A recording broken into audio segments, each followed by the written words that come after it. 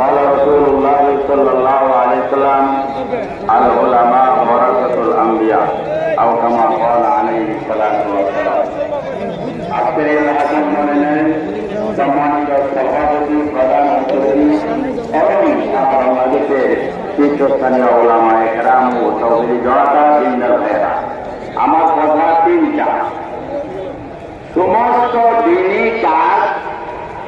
ওলামায়ে কেরাম